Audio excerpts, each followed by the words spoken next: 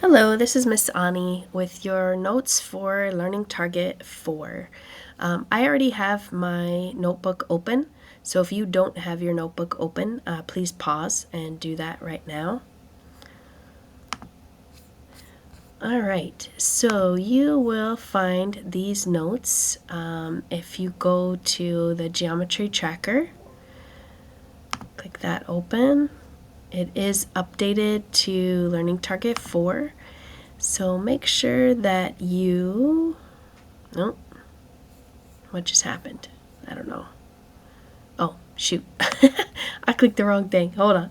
Okay, there we go. All right, go to your geometry tracker. Make sure that you are on Learning Target 4 here at the bottom. And then you're going to click Notes 1. These are your notes for Learning Target 2, Level 1.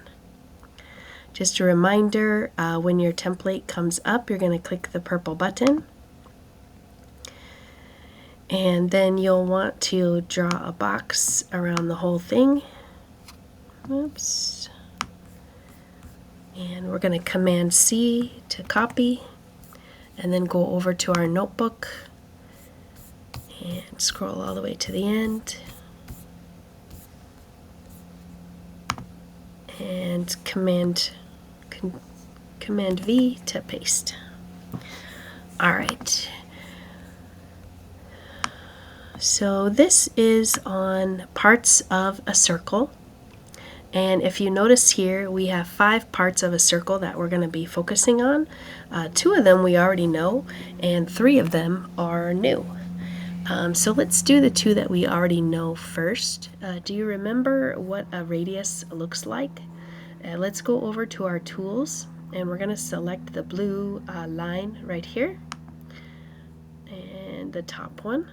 And we're going to remember that a radius is the distance from the center of the circle to the outside. So I'm going to place my line right there at the center of the circle, and then I'm going to shorten it up till it reaches the outside. And it can be anywhere around the outside of the circle. So anywhere that you place it around here will be correct.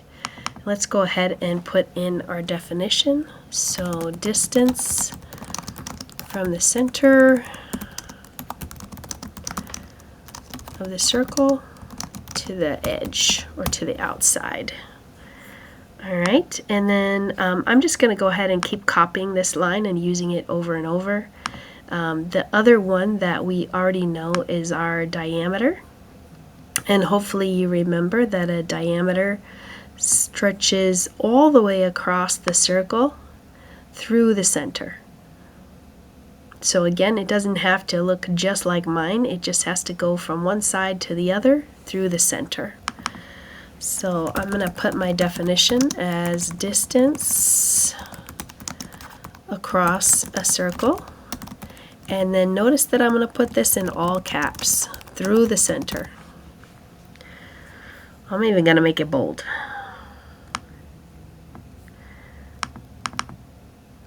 Alright, so our new ones are chord, secant, and tangent. So a chord is very similar to a diameter. It stretches all the way across the circle except for not through the center. That's the difference between a diameter and a chord. So this thing could literally be right here. It could be over here. It could be down here like this, real small. Any segment that stretches across the circle but not through the center. Okay, so we'll put a segment, whoops, I still have my caps on, a segment that, what am I going to put? A segment that stretches across the circle, and then I'm going to put not through the center in all caps, because if it went through the center, it would be a diameter. Make that a little bit smaller so that it fits in that space.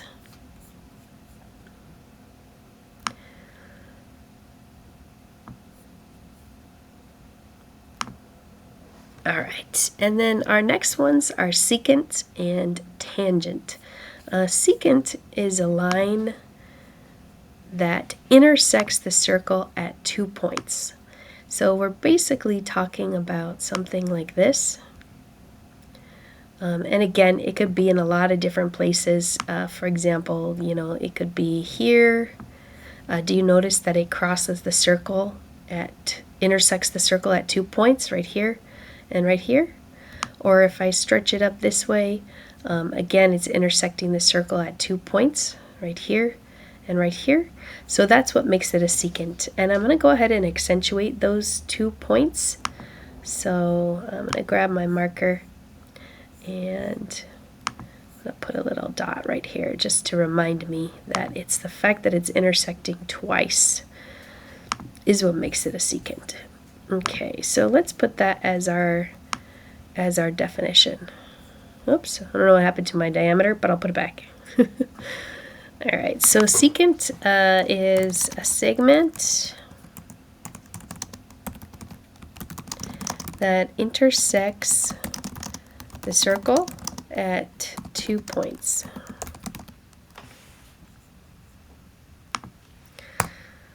Alright, and then tangent, also very similar.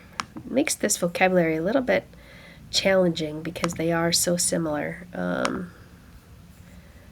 So a tangent is a segment that intersects the circle at 1 point.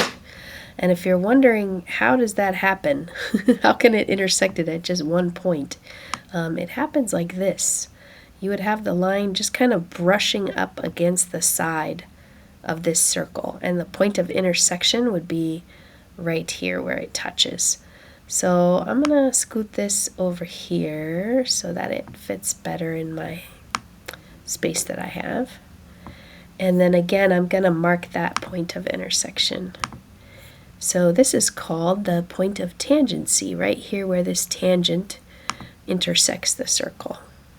Okay, and so for my definition, I'm going to put a segment that intersects a circle at 1 point. So it doesn't cross through the circle, because in order to do that, it'd have to cross through and come out the other side. It just is a line that kind of brushes up alongside of a circle. And we consider this point right here an intersection, which I spelled wrong. Oh, I spelled it wrong on both of them. Okay, let's fix that. Intersects. Alright, so there you go. You can pause the video if you need some time to catch up on the notes.